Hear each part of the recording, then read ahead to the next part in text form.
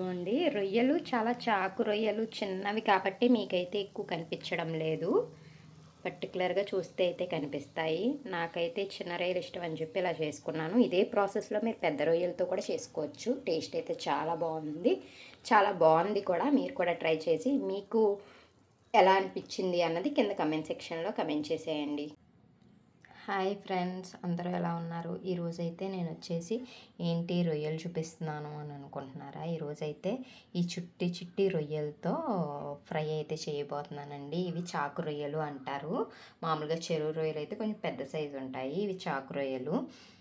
ఎక్కువ దొరకవు ఇవంటే మాకు చాలా ఇష్టం. పెద్ద రొయ్యలు అంత ఇష్టం ఉండదు. సో ఇవి అయితే మా అత్తయ్య ఆగలేసి పంపారు. సో ఇలా ఫ్రిడ్జ్లో పెట్టుకుని ఎప్పుడు కావాలితే అప్పుడు ఇలా తీసుకుని మనం కర్రీ చేసుకోవచ్చు. ఫ్రై చేస్తున్నాను నేనైతే ఇప్పుడైతే రొయ్యలు ఫ్రై చేయడానికి ఏమేమి ఇంగ్రీడియంట్స్ కావాలో చూసేయండి. ఫస్ట్ ఆనియన్స్ కావాలి. ఒక స్మాల్ ఆనియన్స్ కట్ చేశాను.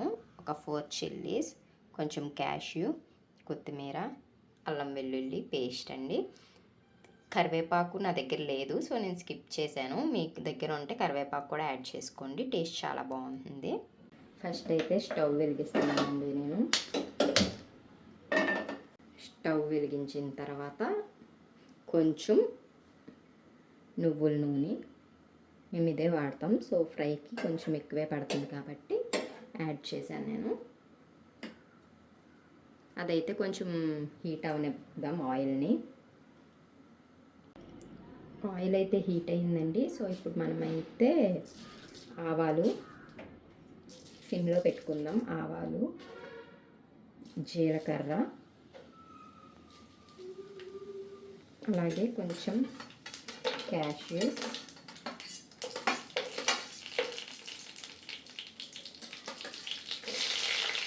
పచ్చిమిర్చి యాడ్ చేసుకుని ఒకసారి అయితే మిక్స్ చేసుకుందాం.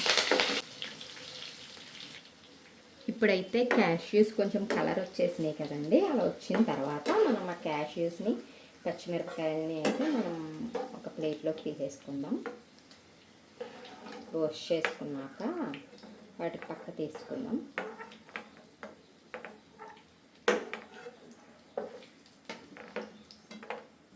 నెక్స్ట్ అవి పక్కకు తీసేసుకున్నాక ఆనియన్స్ అయితే యాడ్ చేసుకున్నాను నేను.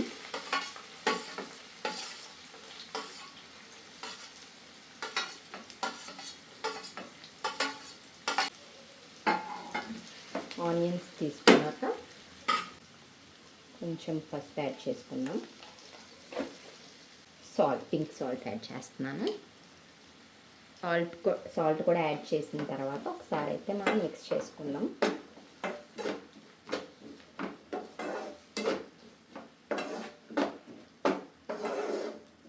ఇది ఫ్రై కాబట్టి కొంచెం ఆనియన్స్ అయితే లైట్ బ్రౌన్ కలర్లోకి వచ్చే వరకు మనం ఫ్రై చేసుకుంటే టేస్ట్ బాగుంటుందండి.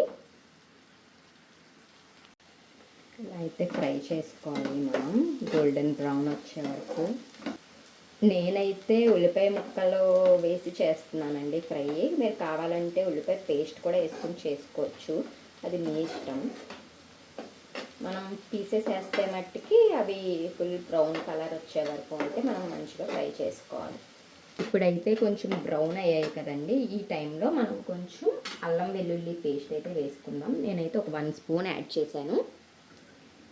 దాన్ని కూడా కొంచెం మనం ఫ్రై చేసుకోవాలి ఆనియన్స్తో పాటు. అది కూడా ఫ్రై అయిన తర్వాత నెక్స్ట్ ప్రాసెస్ చూసేద్దాం. నెక్స్ట్ అయితే ఆయిల్ ఎక్కువ ఉంది అని అనుకోకండి, ఎందుకంటే ప్రాన్స్ అవన్నీ వేసేటప్పటికి ఆయిల్ మనకి పీల్ చేసుకుంటుంది, సరిపోతుంది. కొంచెం ఎక్కువే పడుతుంది ఆయిల్. సో నెక్స్ట్ వచ్చేసి మనం దీంట్లోనే కారం కూడా యాడ్ చేసుకుందాం. కొంచెం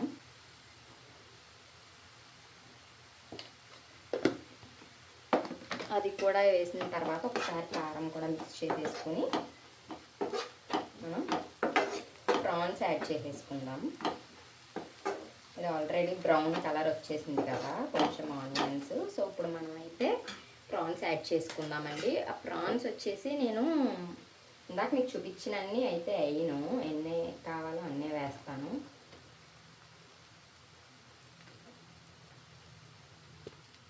చూసారు కదా ఎంత చిన్న చిన్న ప్రాన్స్ ఉన్నాయో, అవైతే నేను యాడ్ చేసుకుంటున్నాను. నాకు కావాల్సినవి ఫ్రై చేయడానికి కావాల్సినవి అన్నీ అయితే చేయట్లేదు నేను ఫ్రై. సో మనకు కావాల్సినవన్నీ యాడ్ చేసేసుకుందాం. మనకు కావాల్సిన ప్రాన్స్ కూడా యాడ్ చేసుకున్నాక ఒకసారి అయితే మనం మిక్స్ చేసేసుకుందాం. ఈ ఉల్లిపాయ కారం ఎంతతో ప్రాన్స్ని చూసారా, ఆనియన్స్ మంచిగా కలిసిపోయింది. ఇప్పుడైతే ఒకసారి దీంట్లోనే మళ్ళీ మనం ఏం చేద్దామంటే కొంచెం మసాలా కూడా యాడ్ చేద్దామండి. మసాలా పొడి మా ఇంట్లో గరం మసాలా అని ఉంటుంది, అదే బిర్యానీకి కర్రీస్కి అన్నిటికీ అదే యూజ్ చేస్తాం మేము. సో నేను అదైతే కొంచెం యాడ్ చేస్తున్నాను. అలాగే కొంచెం ధనియాల పొడి కూడా యాడ్ చేద్దాము. అది కూడా ఎక్కువ కాదు, 1 to 2 స్పూన్స్ యాడ్ చేయొచ్చు ధనియాల పొడి. తర్వాత ఒకసారి అయితే మిక్స్ చేసుకుందాం వాటిని కూడా నీట్గా.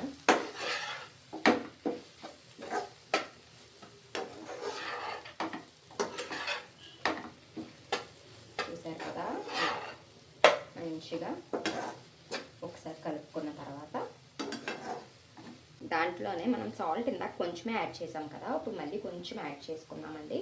సరిపోవాలి కదా, సరిపోవు కదా, అందుకని సాల్ట్ కూడా యాడ్ చేసుకుని ఒకసారి మిక్స్ చేసుకుని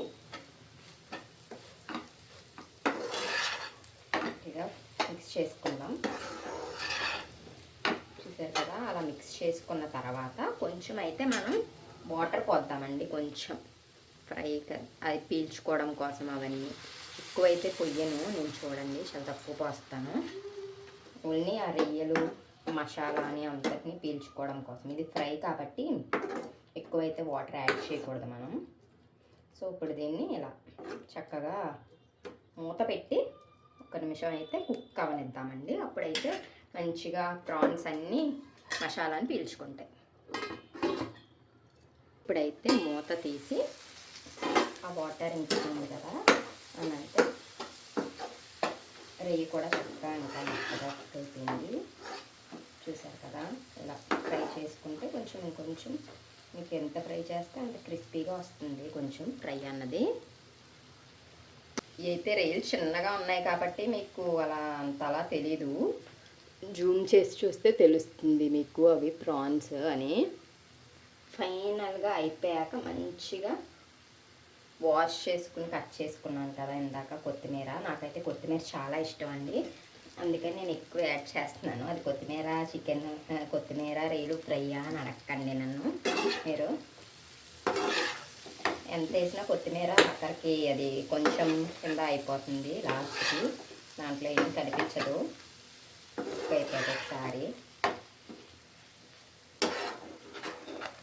సో నాకైతే ఎక్కువ ఇష్టం అని చెప్పి ఎక్కువ వేసుకున్నాను. మీకు ఎవరికైనా ఇష్టమైతే వేసుకోండి, లేకపోతే స్కిప్ చేసేసుకోండి. ఫ్రెండ్స్, ఇప్పుడు మన రొయ్యల ఫ్రై అయితే రెడీ అయిపోయింది. చాకు రొయ్యలతో ఫ్రై చూసారా, భలే ఉంది చూడడానికి. నాకైతే బాగుంది, మీకు ఎలా అనిపిస్తుంది? ఇలా ఫ్రై అయితే అయిపోయిన తర్వాత ముందుగా మనం జీడిపప్పు పచ్చిమిరపకాయ వేయించుకున్నాం కదా, అది కూడా వేసుకుని మిక్స్ చేసేసుకోవడమే అండి. అలా లాస్ట్లో ఫైనల్గా అలా జీడిపప్పుని పచ్చిమిరపకాయ వేయించింది వేసుకోవడం వల్ల ఏంటంటే జీడిపప్పు మెత్తగా అయిపోకుండా కొంచెం క్రిస్పీగా తగులుతుంది. అంతే అండి, ఎంతో టేస్టీ అయిన రొయ్యలు ఫ్రై అయితే రెడీ అయిపోయింది. ఇంకైతే మనం స్టవ్ ఆఫ్ చేసేసుకుందాం.